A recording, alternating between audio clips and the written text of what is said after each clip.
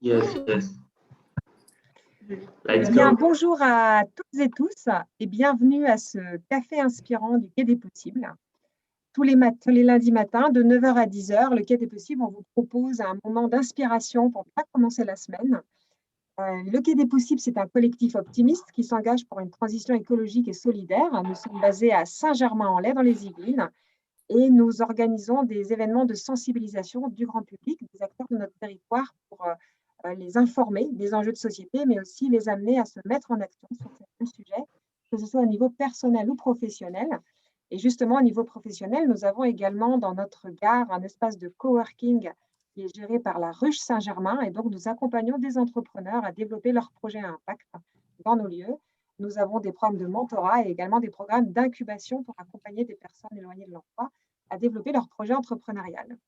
Alors, ce matin, nous avons notre café inspirant, deux jeunes, Mathieu et Lucie, qui vont vous parler de leur association. Donc, des jeunes qui s'engagent. Oui, oui, on a aussi des jeunes qui s'engagent au Quai des Possibles.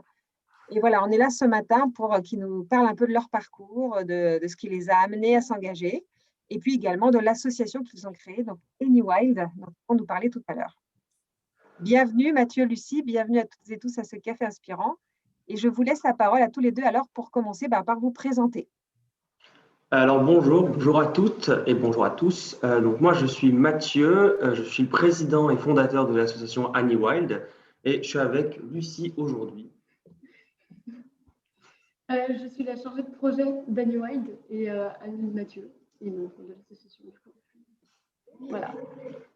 Merci. Alors, ce que je voulais vous proposer pour commencer cette petite présentation, c'est de nous expliquer un peu votre parcours, ce que vous avez fait comme études, et puis qu'est-ce qui, à un moment donné, vous a donné envie de vous engager. Voilà, est-ce qu'il y a eu un déclic, une rencontre, un événement? Dites-nous un petit peu.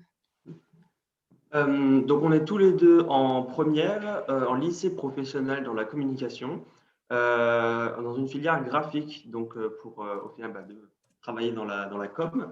Et en fait, AnyWild, c'est plus. Il n'y a pas vraiment eu de déclic. C'est au départ, donc j'avais créé un petit blog sur les animaux, donc c'était il y a 4 ans maintenant.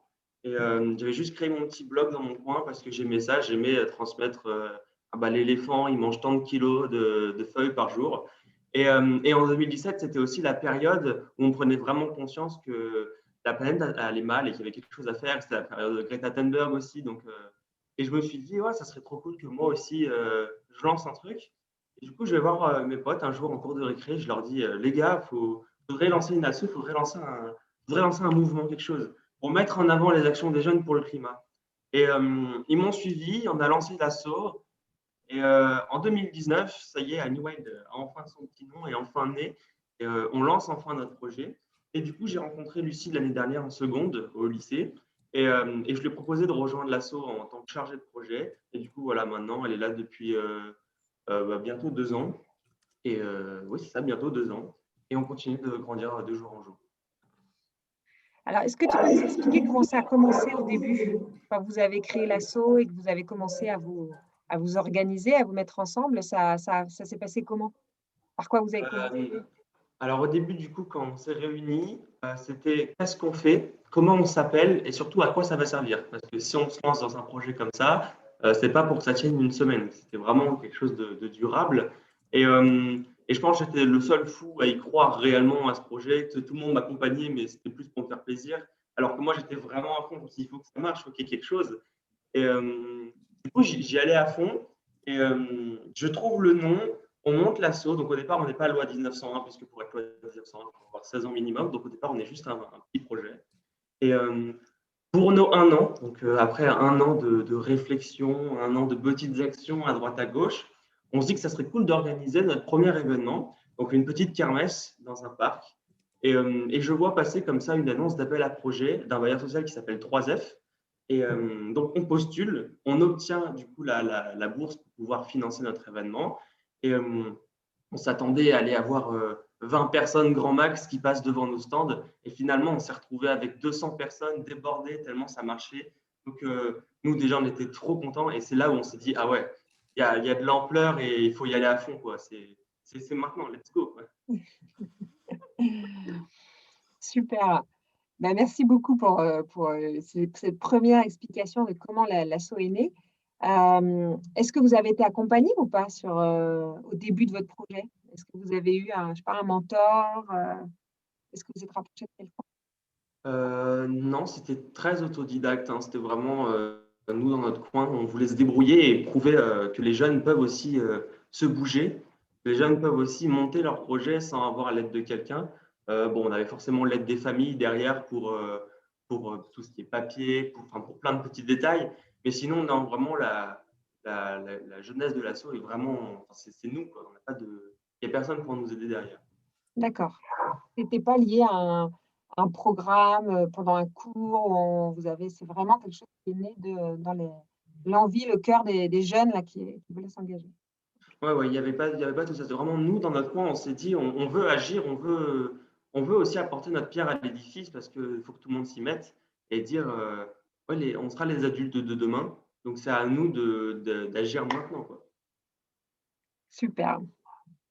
Alors, ce que je vous propose, c'est que vous nous parliez un peu plus de l'asso maintenant, peut-être en partageant votre site internet. Enfin, vous avez un beau site internet qui a été créé, je crois, par toi, Mathieu, Ouais, ouais, ouais, exactement.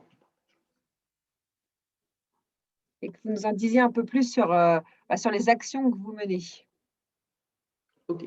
Je m'en occupe ou tu m'en occupes? Vas-y, si tu veux. Enfin, Ok, ok. Du coup, je vais en parler et Lucie va vous présenter en même temps. Donc, nous, on est divisé en 3 programmes. Je peux aller sur la section programme. Voilà, donc on a tout d'abord le programme de sensibilisation. Donc, on va aller dans les écoles, dans les centres de loisirs, on va organiser des conférences. Et, euh, et voilà, le but, c'est de vraiment aller voir les jeunes et de leur parler pendant 1 heure et demie avec eux de développement durable, des actions qu'on peut mettre en place. Donc, et c'est hyper important, c'est pas juste nous qui parlons devant 30 personnes qui nous écoutent. Il y a un vrai échange. C'est plus un débat en fait. On échange tous ensemble de qu'est-ce que nous on met déjà en place à la maison, qu'est-ce qu'on peut faire de plus, et on discute voilà tous ensemble. Et en plus, ce qui nous intrigue énormément, c'est qu'en fait, on commence dès le CE2, CE2, CM1, CM2. Et à chaque fois, les jeunes, mais on se rend compte qu'ils savent déjà mais tellement de choses, ils sont tellement déjà sensibilisés sur le sujet, qu'on se dit que c'est génial. Et il faudra commencer encore plus tôt. Et on voit que les mentalités changent réellement au fur et à mesure des années. Donc ensuite, le deuxième programme que nous avons, c'est le programme d'action. Donc une fois qu'on a fini de parler, ça y est, on y va, on passe à l'action. Donc ça va être par exemple la mise en place de potagers, de petites campagnes. Euh, voilà, le programme d'action, c'est vraiment ça. C'est on y va. On a organisé par exemple une disco soupe avec le conseil municipal junior. Qu'est-ce que c'est une disco soupe? C'est tout simplement, on a été chercher les fruits et légumes invendus du marché et on en a fait une soupe. Donc on était en plein hiver. Les passants prenaient de la soupe et on se rendait compte que les légumes invendus parce qu'ils sont moches ou parce que il y a une date, un jour de péremption, ils sont tout aussi bons. Et même s'ils ressemblent à rien comme ça vu de dehors, ça a le même goût. Et, euh, et du coup, voilà. Et enfin, le troisième programme, donc c'est le programme d'animation. Et donc là, ça va être aller à la rencontre des habitants. Et c'est aussi l'organisation de notre festival. Donc ça y est, on peut enfin en parler. On organise en juillet prochain, juillet 2022, notre premier festival de la jeunesse pour la protection de l'environnement. Donc ça sera un festival éco-culturel qui proposera à la fois des animations culturelles, du chant, de la danse, et à la fois des animations écologiques pour venir s'inspirer, pour venir se sensibiliser. Et le pilier de ce festival, c'est que ça va être organisé uniquement par des jeunes entre 16 et 18 ans pour que nous aussi, on puisse montrer qu'on y va à fond. Donc voilà, on voit notre asso est divisé du coup en 3 programmes et on fonctionne comme ça pour nos différentes actions tout simplement.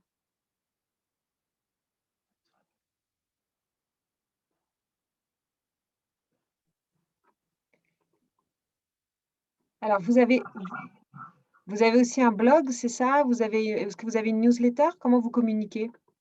Alors en parallèle, on a lancé en mars dernier notre blog. Donc c'est vraiment comment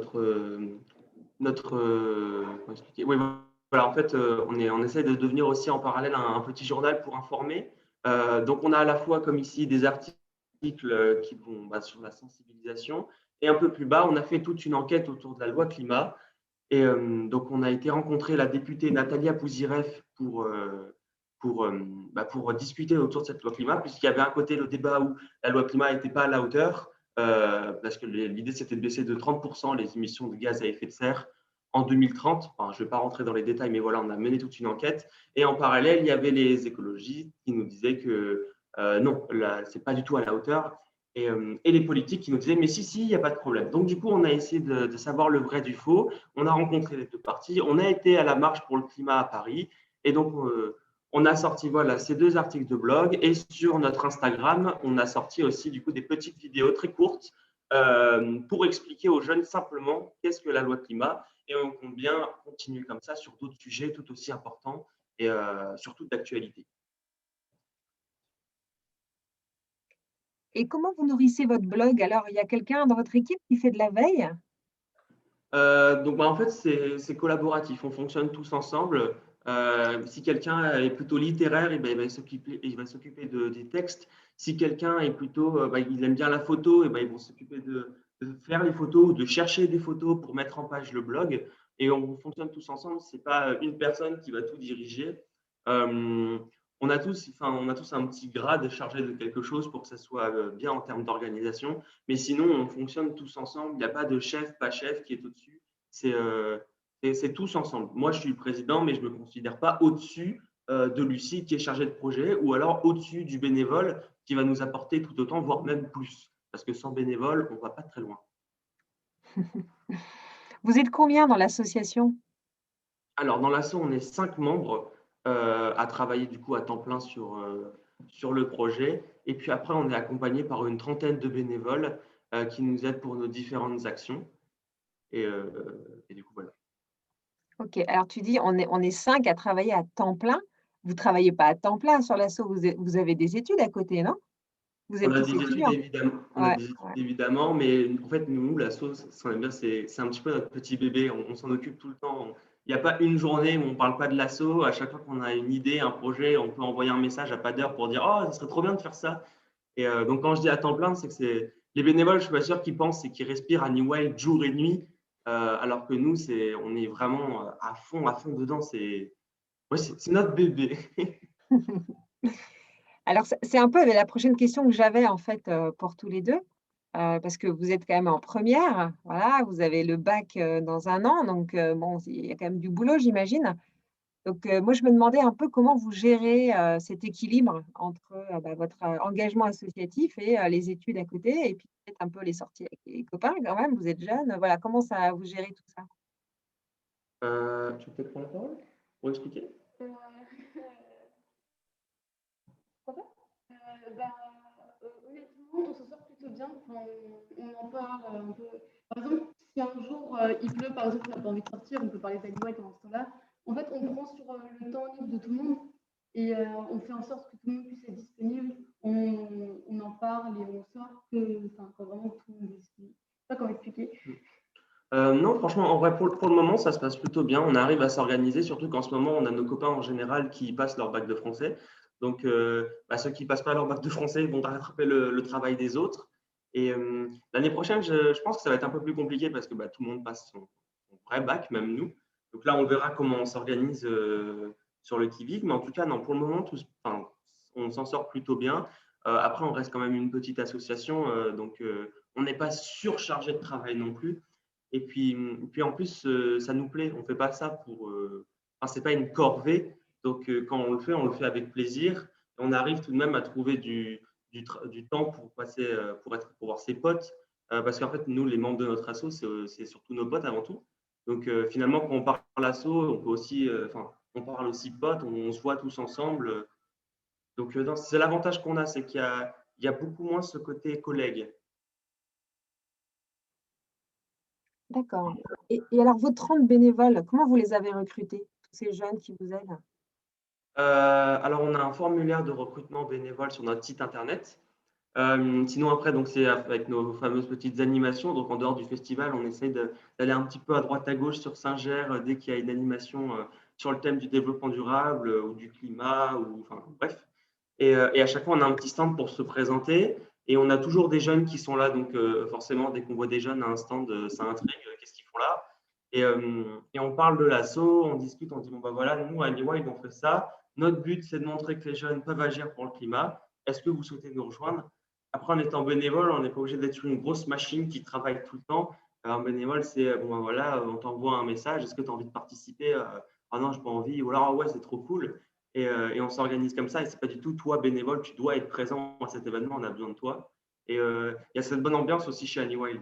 Il y a le bénévole peut parler avec le président comme s'il parlait avec son copain. Enfin, on n'aime pas cette espèce de grade. Je suis le président, tu me respectes. Enfin, c'est nul. Donc voilà, on les a recrutés avec nos petites animations, le formulaire de recrutement et sur les réseaux sociaux aussi. D'accord. Et ça se passe bien, vous avez toujours suffisamment de bénévoles pour venir vous aider sur les différents événements? Ouais, franchement. Après, on a peut-être que pour le festival, ça va être plus compliqué parce que là, il y a besoin de monde. Mais en tout cas, sur même les plus gros événements qu'on a organisés jusqu'à présent, on a toujours eu des mondes. On a tout, même s'il n'y avait pas de bénévoles, on appelle un pote qui vient nous dépanner, qui nous rejoint pour nous aider, tout ça avec le sourire. Donc non, franchement, on s'en sort bien. Et donc votre association, elle est basée à Saint-Germain, c'est ça? Elle Oui, est basée on à est basé à Saint-Germain-en-Laye? Saint-Germain-en-Laye essentiellement. Et les actions que vous menez, est-ce qu'elles sont aussi essentiellement à Saint-Germain-en-Laye ou est-ce que vous allez dans d'autres villes autour? Alors pour le moment, on est basé essentiellement à Saint-Germain-en-Laye. Mais on espère évidemment qu'un jour on puisse s'étendre sur les villes aux alentours. Mais nous, on fonctionne beaucoup aussi avec des partenaires. Donc maintenant, on aime bien travailler ensemble, main dans la main. C'est pas juste Anywide Paf, on pose notre stand là et puis c'est tout. On va travailler avec le Quai des Possibles, du coup, on va travailler avec la Clé à Saint-Germain, la mairie, la Gazec. Et on travaille voilà, tous ensemble sur qu'est-ce qu'on peut apporter aux Saint-Germainois. Et puis évidemment, si on peut s'étendre un jour, et on l'espère à la rentrée prochaine, pouvoir commencer à s'étendre petit à petit, avec grand plaisir. Et alors concrètement, vous pouvez nous expliquer, je crois que je m'entends parler derrière. Est-ce que vous avez du son sur un deuxième ordi ou pas? Non? Non, non, non. D'accord, OK. J'ai l'impression d'avoir ma voix en fond sonore. Oui, concrètement, comment ça se passe quand vous voulez mener une action, dans une école, par exemple? Vous dites: «On va aller parler à des CM1, CM2, d'un enjeu de» comment vous fonctionnez? Vous prenez contact avec l'école, vous passez par la mairie, ça se passe comment? Alors pour le moment, c'est un petit peu compliqué avec Covid, évidemment. Ils veulent éviter qu'il y ait des intervenants qui puissent rentrer dans les classes. Mais sinon, voilà, en temps normal, on essaye d'envoyer un petit mail pardon, au directeur ou à la directrice pour pouvoir parler de notre projet. Et sinon, avec les CE2, CM1, CM2, nous, c'est avec les stages de découverte culturelle à la mairie. Donc, la mairie nous aide énormément sur plein de volets différents. Et donc, il y a ces fameux stages de découverte culturelle. Et la première conférence qu'on a fait, c'était avec eux. On était dans la salle multimédia devant une trentaine d'enfants qui nous écoutaient sur les super fauteuils hyper confortables. Et nous, on était là et tout. Premier jour de classe, en fait, première conférence. Et c'est là où on était vraiment étonnés de voir que tous les jeunes, ils participaient énormément. Et certains en savaient peut-être même plus que nous. Donc, et c'est là où on s'est dit, ah ouais, faut les conférences. En fait, c'est vraiment, j'aime pas les conférences, plus débat, parce qu'on parle tous ensemble. Donc, les débats, il faut continuer. Et on espère l'année prochaine, si la situation sanitaire se calme, pouvoir vraiment passer dans les écoles. Après aussi, c'est compliqué de lier notre emploi du temps scolaire, puisqu'on a nos études à côté. Tous les jours, on va au lycée. Et en même temps, de trouver du temps pour aller dans les écoles. Donc on essaie de s'organiser comme ça.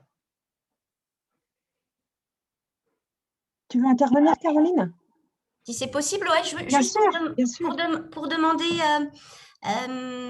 ces conférences, ces débats, quel est le contenu en fait? Comment ça se passe? Quels sont les sujets? Ça m'intéresse.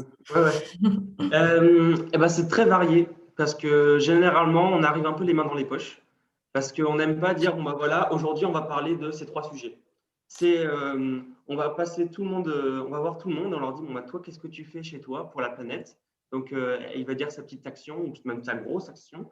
Et puis, on va débattre tous ensemble de cette action. Est-ce que c'est vraiment utile? Est-ce qu'on peut aller plus loin?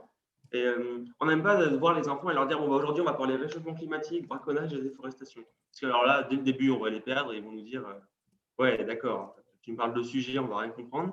Alors que si on leur dit, bon, bah, toi, qu'est-ce que tu fais? Je fais du compost. Eh ben, nickel, eh ben, on en parle avec tout le monde. Est-ce que c'est possible d'en faire chez soi? Est-ce que c'est compliqué? Comment on fait? Et c'est vraiment voilà, cette idée de débat, d'échange où chacun, pareil, entre eux, ils peuvent discuter de bah, moi, je fais ça chez moi. Ah ouais, trop bien, moi aussi.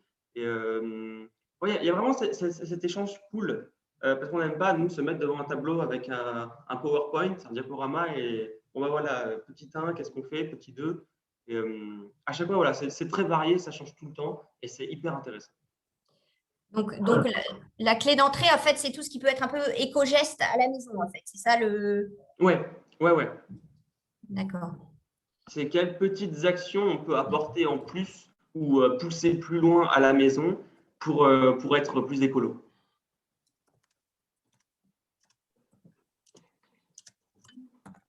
Et alors, il y a d'autres actions dont vous m'aviez parlé tous les deux quand on a préparé ce Café Inspirant, c'est que vous accompagnez des porteurs de projets. Est-ce que vous pouvez nous en parler un peu plus? Ouais, donc est-ce que j'introduis et Lucie va pouvoir continuer puisque ça va être sa partie. Donc on va vraiment lancer le projet du coup en septembre. Et donc là, on accompagne déjà un projet BD. Est-ce que tu peux en parler? À vous, madame. Alors, c'est une BD sur l'écologie. Donc, on va prendre. Donc, c'est une jeune de l'association, c'est une Lucie, excuse-moi, est-ce que tu peux te rapprocher un peu du micro parce que je pense qu'on a du mal à t'entendre. C'est une jeune de l'association, c'est une bénévole qui est venue nous voir pour nous dire qu'elle avait un projet, c'était faire une BD sur l'écologie, pour pouvoir sensibiliser plus de gens et rendre ça un peu plus lucratif en quelque sorte. Et du coup, on l'a aidé à trouver des jeunes qui aimaient dessiner, qui étaient prêts à accompagner le projet jusqu'au bout, pour pouvoir l'aider à mener son projet jusqu'à la fin. Pouvoir l'aider à mener son projet jusqu'à la fin. Et d'ailleurs, la BD est bientôt finie. Ouais, donc la BD sort normalement, si tout se passe bien, le 2 juillet sur notre site internet. Et donc on a vraiment voilà, accompagné, donc ce n'est pas financièrement, mais on essaye avec nos moyens de pouvoir accompagner les projets. Alors, pas avec l'ampleur, entre guillemets, mais avec l'espèce de puissance qu'on a auprès des jeunes de qui veut participer. Et donc voilà, officiellement, on va lancer ça en septembre. Donc s'il y a des jeunes qui nous écoutent actuellement, que tu as un projet complètement dingue et que tu dis, mais tout seul, je ne vais pas y arriver, bah, tu viens nous voir, tu nous dis, bon, bah voilà, moi, je veux faire ça, et nous, on va tout faire pour arriver. C'est pas mal comme présentation. Ça donne envie. Moi, j'ai hâte de la voir, cette BD sur votre site. Ouais. Est-ce que vous avez d'autres projets, du coup, ou comment ça fonctionne? C'est-à-dire, vous lancez un appel en disant, bah voilà, tous les jeunes qui ont envie de travailler sur des projets, de s'engager, venez nous voir. Nous, on essaye de vous aider à la hauteur de nos moyens. Est-ce qu'il y a une campagne? Est-ce que vous communiquez sur les réseaux sociaux? Faites comment pour lancer un appel aux porteurs de projets? C'est différent en fonction des projets. Là, par exemple, l'appel à projet qu'on va lancer en septembre, ça va être sur nos réseaux sociaux. Très bonne question. Bah, sinon, on a des événements, nous, on communique en interne sur les réseaux sociaux, sur WhatsApp ou sur Discord. Mais sinon, quand on lance des gros projets comme ça, ouais, c'est sur notre Instagram essentiellement. Facebook, c'est plus pour les familles des bénévoles qui nous suivent. Mais pour les jeunes, ouais, ça va vraiment être notre Instagram où on est actif, où on essaye de mettre plein de trucs. Soit des petits gestes pour l'écologie, soit l'actualité de l'asso, soit voilà, on organise une clean walk. Venez nous rejoindre tous ensemble. Et ouais, à la rentrée, on va commencer à lancer des projets un peu plus gros. Là, avec la situation sanitaire, on a été restreint sur pas mal de points. Mais ouais, on veut vraiment l'année prochaine y aller à fond, quoi. Donc, ce fameux appel à projet, le festival, comme j'en parlais tout à l'heure. Et puis après, il y a d'autres petits projets que je ne peux pas trop en parler pour le moment. Donc voilà, il y a des trucs, on garde quand même dans les tiroirs, mais on espère vraiment que ça se concrétisera l'année prochaine parce que nous, on est motivés, on a plein d'idées, on a des bénévoles et des équipes qui sont à fond. Donc voilà, abonnez-vous à nos réseaux et on suit ça tous ensemble. C'est ce que j'allais vous demander. Donc, on peut vous suivre sur Instagram. C'est surtout sur Instagram qu'on peut vous suivre, c'est ça? Donc, pour les jeunes, voilà, c'est plus Instagram. Et puis, pour les familles, évidemment, sur Facebook. Donc, YouTube. YouTube moins, mais voilà, on essaie de publier un maximum d'infos sur l'asso, donc sur Facebook pour mettre au courant de tout ce qu'on fait. Et voilà, sur Instagram, il y a des petits éco-gestes, les fameux articles qu'on fait, donc, comme par exemple la loi climat, avec toutes nos petites vidéos. On a parlé aussi d'upcycling dans nos petites vidéos, on a parlé voilà, de plein de sujets. Et à chaque fois, pareil, c'est des bénévoles qui me disent, bon, moi j'adore ce sujet, est-ce que je pourrais en parler? Il fait une petite vidéo de 1 minute, 1 minute 30. On monte ça, on met ça sur nos réseaux. Et ça explique très clairement et simplement, surtout, qu'est-ce que c'est, par exemple, l'upcycling en 1 minute. Ok, super. Je donne la parole à Petra. Merci beaucoup. Alors, je suis vraiment impressionnée parce que je comprends encore mieux comment vous fonctionnez là. Merci. Super impressionnée. Et je voulais juste dire, en soutien de ce que tu disais tout à l'heure, Mathieu, qu'il y a les jeunes encore plus jeunes que vous qui sont super informés et actifs. J'ai fait connaissance donc à cet événement à la clé où on s'est vu ensemble. Un jeune garçon, pour ne pas nommer son nom, Adrien, qui a 11 ans. Et on était adultes autour du compost, on parlait adultes et il arrive avec un pitch qui nous a tous mis sur le derrière. Vraiment, on était bouche bée. On ne savait pas comment réagir, c'était juste énorme. Et ce jeune 11 ans a une connexion avec l'université de Berkeley, il suit les séminaires là-bas, il parle comme s'il a un coffre d'expérience sur le sujet, c'est incroyable. Et merci d'avoir fondé cette association parce que je pense qu'elle peut aussi, d'une certaine manière, réunir les jeunes. Et j'appelle aux parents éventuellement de faire cette connexion, si possible, avec AnyWild et avec d'autres associations pour ces jeunes qui sont éveillés comme ça, pour qu'ils ne se sentent pas forcément tout seuls. Et je pense AnyWild peut être un très bel réceptacle aussi et merci pour votre travail, vraiment.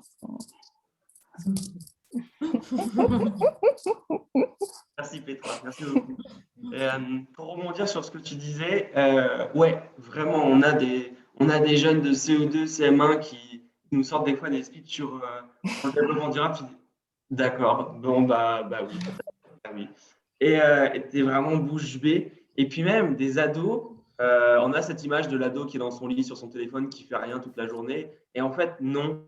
Parce que sur des sujets comme le climat, le développement durable, ils se bougent. Et on voit vraiment ça. On arrive des fois à réunir du monde et c'est impressionnant. À chaque fois, tu te dis, mais oui, ça prend de l'ampleur. C'est cool, tout le monde agit. C'est pas juste nous dans notre coin, on fait une petite action en mode assez drôle. Et non, non, vraiment, il y a un réel impact derrière. Et donc, vous êtes amené à intervenir dans des événements. Tu nous dis que vous montez des partenariats un peu avec les associations locales. Est-ce qu'on vous a déjà justement invité à témoigner de ce que vous faites pour inspirer d'autres femmes, peut-être dans des événements un peu plus officiels de la ville? Est-ce qu'on nous a déjà invités à témoigner? Non, ça me dit rien. À part lequel est possible aujourd'hui, évidemment. Non, non. Et alors, par contre, Mathieu, moi, on m'a dit que tu avais reçu une distinction de la ville de Saint-Germain. Est-ce que tu peux nous en parler? J'aime pas trop en parler généralement, mais avec plaisir. Je suis Soleil d'Or 2020 de la ville de Saint-Germain-en-Laye. Donc, qu'est-ce que c'est les Soleils d'Or? C'est une récompense que la ville remet aux personnes qui ont réellement œuvré pour la ville, tout simplement.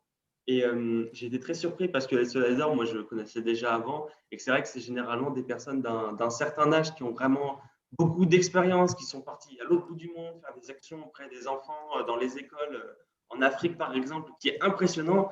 Moi, j'ai juste lancé mon asso, je me retrouve Soleil d'Or. Et ça a vraiment fait plaisir et on voit que finalement, ça ne sert pas à rien. Parce que, alors évidemment, on a le côté de rassemblement de jeunes, là tu dis ça ne sert pas à rien, mais qu'il y a cette récompense aussi des adultes, des grands, auprès de nous, les jeunes. On se dit que ouais, il y a de l'impact derrière, quoi. Il y a vraiment quelque chose, il y a vraiment un mouvement Et, non, franchement, je suis content de mon soleil d'or. J'aurais encore une question, pardon. Aussi. Vas-y, Petra. Oui, pardon. Caroline, d'abord, toi, parce que... Vas-y, vas-y. Ok, juste, est-ce que vous récoltez aussi les dons? Et si oui, comment et où? Oui, donc on a lancé une cagnotte Litchi. Enfin, tous les ans, on lance notre cagnotte Litchi à l'année. Donc, pour faire un don, il faut aller sur notre site internet aliwild.fr. Il y a des gros boutons faire un don. Donc, on clique dessus et puis voilà, on peut faire un don pour nous aider. Nous, on a surtout besoin d'une aide de main-d'œuvre, en fait, donc devenir plus bénévole, puisqu'on a la chance d'avoir des partenaires financiers qui nous aident, qui nous accompagnent dans nos projets. Mais évidemment, voilà, si l'envie et le cœur y est pour faire un don, voilà, donc sur notre site internet et avec grand plaisir. D'accord, merci. Caroline. Petite question sur les bénévoles, en fait, vous les acceptez à partir de quel âge? Alors, sur le papier, c'est 15 ans, sauf qu'on a une jeune de 13 ans qui est là aussi, mais qui est tout aussi investie que les jeunes de 15 ans. Et, on s'attend réellement à pouvoir avancer cette ligne. On essaie de faire 15 ans, en fait, parce qu'on se dit, est-ce qu'un enfant de 13-14 ans peut aussi être sur un stand, par exemple, d'animation et pouvoir aussi bien parler de l'assaut qu'un enfant de 15 ans? Et en fait, on se dit, oui, évidemment. Et on a des enfants de 11 ans qui nous sortent des speeches de président de la République, alors évidemment, qui peuvent nous aider. Donc, en fait, l'assaut, il n'y a pas vraiment d'âge, juste on se présente. Et puis nous, on se dit, est-ce qu'il peut rentrer dans l'assaut? Et généralement, oui. Parce que déjà, on n'aime pas mettre de frein, sinon c'est inutile. Mais on se rend compte vraiment que de plus en plus jeunes, il y a des enfants, mais c'est impressionnant. D'accord. Parce que moi, en fait, nous, on encadre des stages qui durent une semaine. Donc, c'est des collégiens, donc 12, 15 ans. Et c'est sous forme d'un hackathon, en fait. Dans très court, on doit monter un projet. Et souvent, on arrive en fin de semaine, ils ont un chouette projet. Et là, ils se disent, bon, alors quoi? Ça s'arrête? Et nous, c'est pas notre but de les accompagner dans la durée. Donc, je me demandais éventuellement si je pouvais les rediriger vers vous en disant, là, il y a des jeunes qui se bougent et qui ont aussi envie de faire des choses pour faire un pont, en fait, et pour qu'il y ait une continuité entre le projet qu'ils ont pu imaginer et une suite, quoi. Déjà, avec grand plaisir, évidemment. Et puis, en plus, si c'est des projets qui veulent monter sur le long terme, il y a donc nos appels à projets qui vont être lancés. Et on serait ravis de pouvoir les accompagner parce que collège, c'est typiquement notre cible, collège-lycée. Et ouais, avec grand plaisir.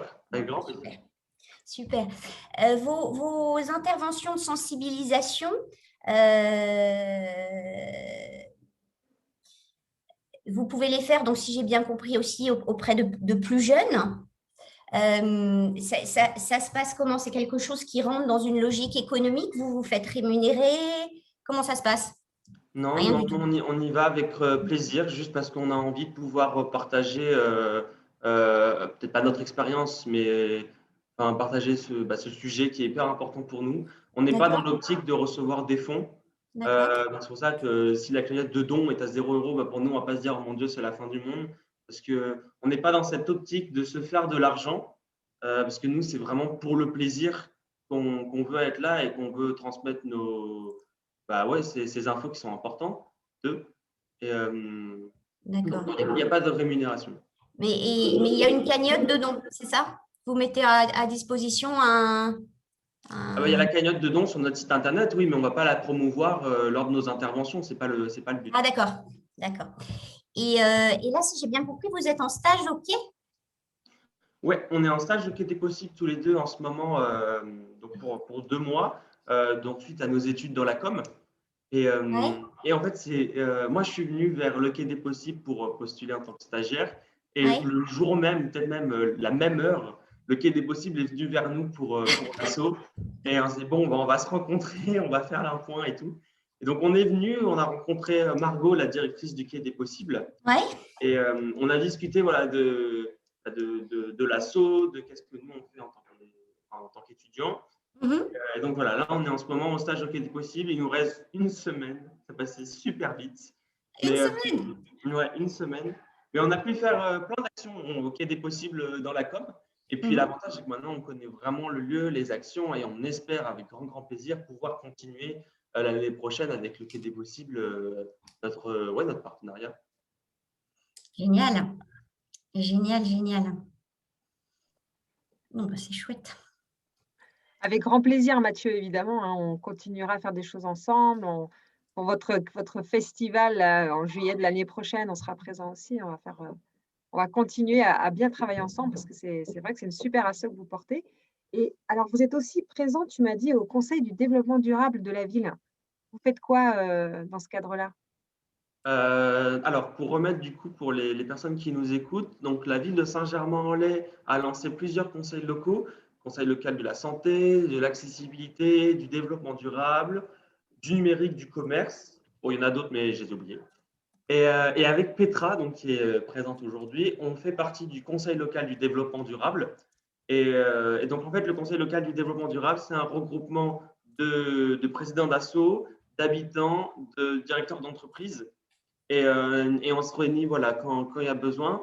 Et donc, nous, on travaille avec donc, Petra sur notre groupe, surtout sur la sensibilisation des publics, l'agroagriculture. Petra, tu m'arrêtes si je dis une bêtise. Et la végétalisation des villes, donc la nature en ville.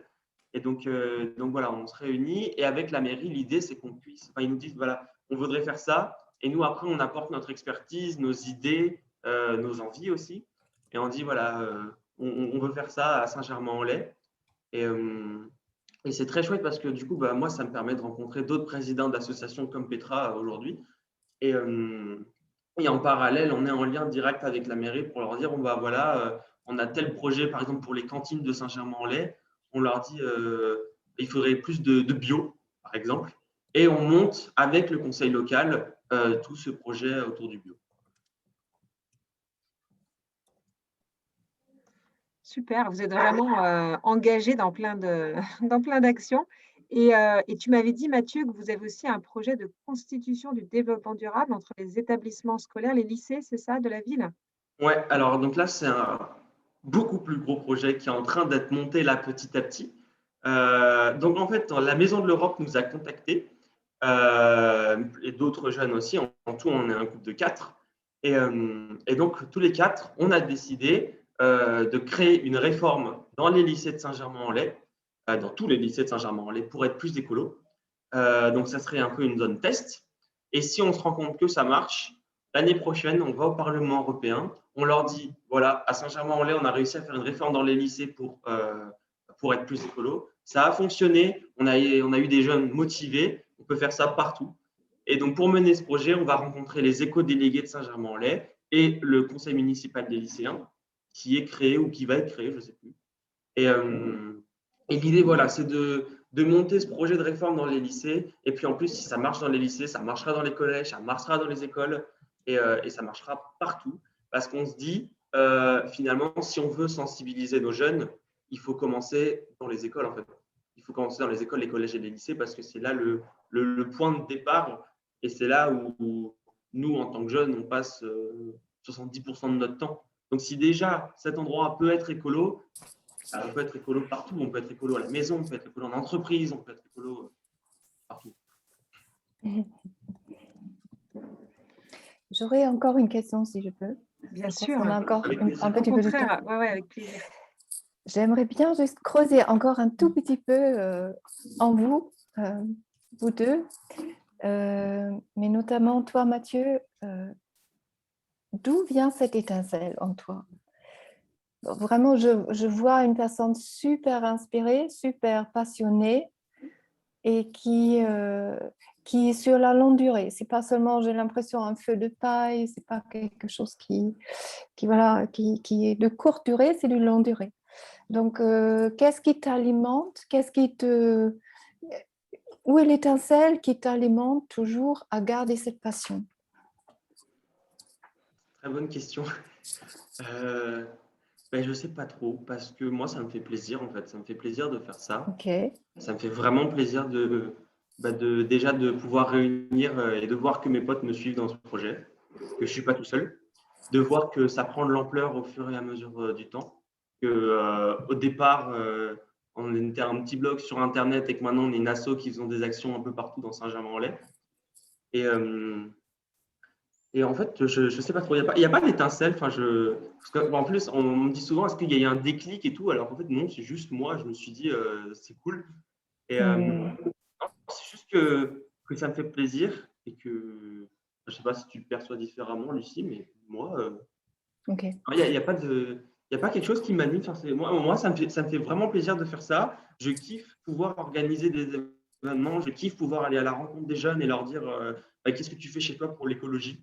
Et c'est peut-être les rencontres. Je pense que les rencontres, c'est quelque chose d'important. Moi, j'adore rencontrer des gens, j'adore discuter avec eux. Donc, c'est peut-être ça.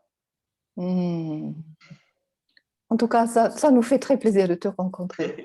C'est ça. Merci. Merci, Petra.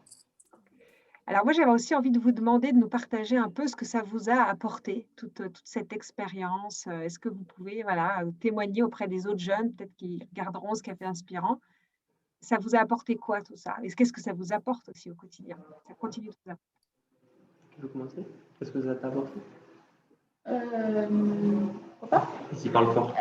Déjà, ça nous apportait un peu une sorte d'expérience dans la vie. Genre, je veux dire, c'est pas quelque chose que tout le monde fait et tout ça. Et c'est super sympa, c'est se rendre compte qu'en fait, on peut faire des tas de choses alors qu'on est jeune.